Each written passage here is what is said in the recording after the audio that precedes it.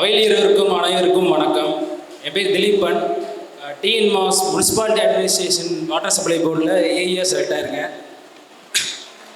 என் story பற்றி சொல்லணும்னா 2021 passed out. நான் பாஸ்ட் அவுட் முடியும் போது ஒரு ஃப்ரெண்ட்ஸ் எல்லாம் சேர்ந்து பேசிகிட்டு இருக்கோம், அடுத்து என்ன பண்ண போகிறோம் அப்படின்ட்டு.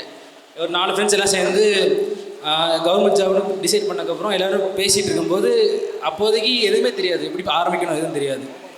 அப்படி பார்த்தீங்கன்னா சைடில் எல்லாருமே வந்து பக்கத்து ரூமில் எல்லாருமே பார்த்துட்டு இருப்பாங்க, எப்படி படிக்கணும்னு தெரியாது. ஆனால் எல்லாருமே Kanimurugan sir video, Sukesh sir video தான் பார்ப்பாங்க. ஆரம்பிக்கிறதுக்கு முன்னாடி எங்களுக்கு சுகேஷ் சார்னா யார், கனிமுருகன் சார்னா யாருன்னு தெரிஞ்சிடும். அப்படி சுரேஷ் சாகரமே எங்களுக்கு ஸ்டார்டிங்கில் தெரிஞ்சுது. ஃபஸ்ட்டு வந்து பார்த்தீங்கன்னா 2022 வந்து குரூப் 2 கிளியர் பண்ணேன், ப்ரிலிம்ஸ் கிளியர் பண்ணேன். அதுக்கப்புறம் மெயின்ஸ் செலக்ட் ஆனேன். மெயின்ஸ் வந்து நம்ம தூத்துக்குடி பிரான்ச்சில் தான் ட்ரைனிங்கில் படிச்சுட்டு இருந்தேன்.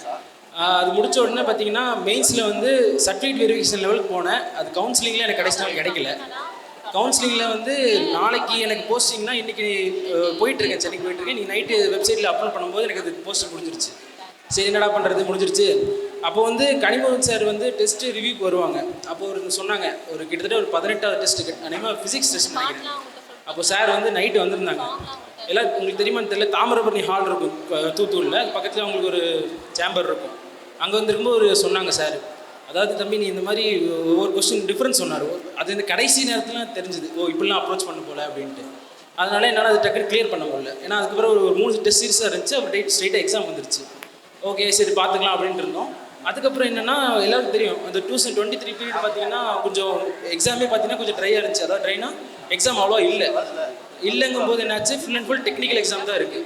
சரி டெக்னிக்கல் எக்ஸாம் நம்ம ப்ரிப்பேர் பண்ணலான்னு சொல்லி டெக்னிக்கல் எக்ஸாம் ப்ரிப்பேர் பண்ணிகிட்டு இருந்தோம். அதுக்கப்புறம் பார்த்தீங்கன்னா ஏஇ எக்ஸாம் வருது, மாஸ் எக்ஸாம் வருது. பேரலாக பார்த்தீங்கன்னா குரூப் 4 வந்துருச்சு. சரி குரூப் 4 நம்மளால் ஃபோக்கஸ் பண்ண முடியல, ஏஇலே ஃபுல்லாக ஃபோக்கஸ் இருந்தாலும் ஏஇலே இருந்துட்டோம். அதுக்கப்புறம் பார்த்தீங்கன்னா குரூப் 2 வருது. ஏஇயில் நல்லா பண்ணியிருந்தேன், அதனால் கிடச்சின்னு கான்ஃபிடன்ஸ் கிடச்சிருச்சு, ஏஇ கிடச்சிருச்சு. இப்போ என்னாச்சுன்னா அடுத்த குரூப் 2 வந்து செப்டம்பரில் வந்துச்சு இல்லையா. அது நான் நினச்சிருந்தேன் குரூப் 2 யாருன்னா கிளியர் பண்ணிட்டோம், அதனால் நம்ம அந்த மெத்தட் ஃபாலோ பண்ணால் இதில் கிடச்சிரும் அப்படின்னு நினச்சேன். பார்த்தா நான் அந்த மெத்தடில் இருந்தது, நான் கிட்டத்தட்ட அதே 145 கொஸ்டின் போட்டிருந்தேன், ஆனால் கிடைக்கல, குரூப் 2 ப்ரிலிம்ஸ் பாஸ் பண்ண முடியல. அப்போ வந்து சுகேஷ் சார் சொல்கிற வீடியோஸ் எனக்கு அதுக்கப்புறம் தான் ஸ்ட்ரைக் ஆச்சு. சார் நிறைய இதை சொல்லுவாங்க, நீ கவனிச்சிங்கன்னு தெரில. அதாவது ஒரு விஷயத்தை எங்கேருந்து படிக்கணும், அதை எப்படி படிக்கணும்னு சொல்லுவாங்க. அதை எங்கேருந்து படிக்கணுங்கிறது சிலபஸ், அது எப்படி படிக்கணுங்கிறது ப்ரீவியஸ் இயர் கொஸ்டின் பேப்பர்னு சொல்லுவாங்க. அந்த ப்ரீவியஸ் இயர் கொஸ்டின் பேப்பர் நான் அனலைஸ் பண்ணாமல் இருந்தேன். அதாவது நான் படித்த மெத்தட் அப்படியே இருந்ததுனால நான் அப்கிரேட் ஆகலை. அந்த ப்ரீவியஸ் இயர் கொஸ்டின் பார்க்காதனால நான் ப்ரிலிம்ஸ் செலக்ட் ஆக முடியல. அதுக்கப்புறம் நம்ம அகாடமியில் வந்து ஃபவுண்டேஷன் கோர்ஸ் போட்டிருந்தாங்க. அப்போ வந்து ஜாயின் பண்ணும்போது தான் எனக்கு இங்கே எப்படி அது ப்ரீவியஸ் இயர் கொஸ்டின் பார்க்கணும் எல்லாமே தெரிய வந்துச்சு. இங்கே ரொம்ப ஹெல்ப்ஃபுல்லாக இருந்தது. ரொம்ப பிரதீப் சார் தேங்க்யூ சார். அப்புறம் பிரதீப் சார்லாம் வந்து பார்த்திங்கன்னா எனக்கு ரொம்ப ஃப்ரெண்டு மாதிரி. அவ்வளோ டவுட்டு கேட்பேன் கிளாஸ்லாம். அதுக்கப்புறம் அவர் கிளாஸ் முடிஞ்சு கிட்டத்தட்ட 1 மணி நேரம் 2 மணி நேரம் வெளியே டீ குடிச்சு நாங்கள் பாட்டு பேசுவோம். ஃப்ரெண்டு மாதிரி இது இப்படி பண்ணுறா, அது அப்படி பண்ணுறான்னு சொல்லுவாங்க. அவங்களுக்கு தெரியாத சப்ஜெக்டாக இருந்தாலும் அதுலேருந்து ஒரு இது, இந்த புக்கில் பாரு, இந்த இதில் இது நல்லா இருக்கு பாரு, இந்த டாபிக் படிச்சுக்க அப்படின்னு சொல்லுவாங்க. அப்புறம் கலையரசன் சார் தான் வந்து பார்த்தீங்கன்னா ப்ரீவியஸ் கொஸ்டினை பார்த்தே ஆகணும்டா தம்பி, நீ வந்து அதே லெவலில் விருந்தினா உனக்கு அந்த கொஸ்டின் தான் கிடைக்கும், ப்ரீவியஸ் கொஸ்டின் பார்க்கலன்னா நீ அப்டேட் ஆக முடியாது அப்படின்னாங்க. கலையரசன் சார் நான் அவ்வளோ டவுட் கேட்பேன். எனக்கு ரொம்ப பிடிச்ச சப்ஜெக்ட் பார்த்தீங்கன்னா பாலிட்டி. கலையரசன் சார் ரொம்ப நல்லா நடத்துவாங்க. அவங்க சொல்ல தான் ஓகே ப்ரீவியஸ் கொஸ்டின் பார்க்க வேண்டியது இருக்குது அப்படின்னு சொல்லி தெரிய வந்துச்சு. அப்புறம் அதுக்கப்புறம் பார்த்தீங்கன்னா இப்போ அந்த மெத்தடில் படிக்க எல்லாமே ஈஸியாக இருக்குது. அதுக்கு முன்னாடி பார்த்தீங்கன்னா கிட்டத்தட்ட ரொம்ப நேரம் படிக்கிற மாதிரி ஃபீல் ஆகும். ஆனால் இவங்க ஒரு டீச்சிங் மெத்தடில் நம்ம சொல்லிக் கொடுக்குறது இல்லையா, படித்த உடனே எப்படி படிக்கணும், எப்படிலாம் கொஸ்டின் பேப்பர் பார்க்கணும், இது வந்து அகாடமி வந்தக்கப்புறம் தான் தெரியுது நமக்கு. அது தெரிஞ்சக்கப்புறம் பார்த்தீங்கன்னா ஒரு டாபிக் வந்து நமக்கு ரொம்ப ஈஸியாக வந்துடுது. அதனால் அது ரொம்ப எப்படின்னா 2 வருஷம் படித்தது கிளியர் ஆகாமல் இருக்கிறது ஒரு 6 மாதத்துலேயே கிளியர் ஆகுது. அந்த மெத்தட் வந்து நமக்கு அது தெரியாமல் இருந்தால் ரொம்ப டைம் எடுத்துக்கும், தெரிஞ்சிடுச்சுன்னா ஈஸியாக இருந்துடும். அது கொஞ்சம் பாருங்கள் எல்லோரும். அதுக்கப்புறம் சின்ன இன்சிடென்ட் சொல்லணும்னா கனிமுருகன் சார் அந்த ரிவ்யூ இது ரொம்ப ஹெல்ப்ஃபுல்லாக இருந்துச்சு. அந்த கடைசி நேரத்தில் தான் கவனிச்சேன், அது வந்து அது கிளிக்காக முடிச்சு. பிரதீப் சார் அப்புறம் கலையரசு சார் ரொம்ப ஹெல்ப்ஃபுல்லாக இருந்தாங்க. அப்புறம் என் ஃப்ரெண்ட்ஸுக்கு எல்லாருமே ரொம்ப ஹெல்ப்ஃபுல். எப்படின்னா இப்போ எனக்கு 25 வயசு ஆச்சு. இதே நார்மல் நிறைய வீட்டில் பார்த்தீங்கன்னா 25 வயசு ஆச்சு, என்னடா இன்னும் பையன் வேலைக்கு போக மாட்டேங்கிறான் அப்படின்வாங்க. எங்கள் வீட்டில் ரிலேட்டிவ்ஸ் யாருமே இன்னி வரைக்கும் ஒருத்தவங்க கூட யாரும் இன்னும் வேலைக்கு போக மாட்டேங்கிறான் அப்படின்னு யாரும் சொன்னதே இல்லை. நிறைய பேர் இருக்காங்க, அதனால் லிஸ்ட்டு ரொம்ப பெருசு. அதனால் எல்லாருக்கும் தேங்க்ஸ் சொல்லி ஆகணும். அதுக்கப்புறம் சாருங்க, அப்புறம் ஃப்ரெண்ட்ஸ் சர்க்கிள் ரொம்ப முக்கியம் இந்த இடத்துல. ஃப்ரெண்ட்ஸுங்க பார்த்தீங்கன்னா எல்லோரும் ஒரே மைண்ட் செட்டில் இருந்தோம்னா எல்லாமே ஒரே மாதிரி ஈக்குவலாக இருக்கும்.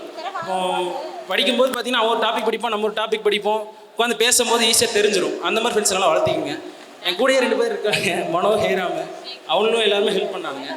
அவனுங்க யாருமே ஆல்ரெடி போஸ்ட்டில் தான் இருக்காங்க, நம்ம அகாடமியில் தான் படித்தாங்க. நாங்கள் எல்லோரும் ஒரே இது தூத்துக்குடி பிரான்ச்சில் தான் இருந்தோம், குரூப் 2 மீன்ஸ். அப்போ அதுக்கப்புறம் சுகேஷ் சார் பால்ட்டி ரெக்கார்டட் வீடியோ நீங்கள் பார்த்துருக்கீங்களான்னு தெரியல, அவ்வளோ சூப்பராக இருக்கும். கலையரசன் சார் கிளாஸஸ், அதுக்கப்புறம் சுகேஷ் சார் வீடியோ பார்த்தீங்கன்னா ரொம்ப நல்லாயிருக்கும். கிட்டத்தட்ட யூபிசி ஸ்டாண்டர்டுக்கு இருக்கும். அந்த மாதிரி வேற எங்கேயும் பார்த்த மாதிரி தெரியாது. எனக்கு ரொம்ப பிடிச்ச சப்ஜெக்டே பால்ட்டி, அதனால் அதை சார் நடத்தும்போது எனக்கு இன்னும் கொஞ்சம் ப்ளஸ் பாயிண்ட்டாக இருக்குது. வேறு மற்றபடி எல்லோரும் நிறைய தேங்க்ஸ் சொல்லணும். ஸ்டாஃப்ஸ், அதுக்கப்புறம் நம்ம ஆஃபீஸ் அசிஸ்டன்ட் நிறைய பேர் இருக்காங்க, அக்கா எல்லாம் நிறைய பேர் இருக்காங்க, எல்லாருக்கும் தேங்க்ஸ். Okay, thank you. எல்லோருக்கும் வணக்கம். ஈன்ற பொழுதில் பெரிதுவுக்க தன் மகனை சான்றோர் என கேட்ட தாய் என்ற குரலுக்கேற்ப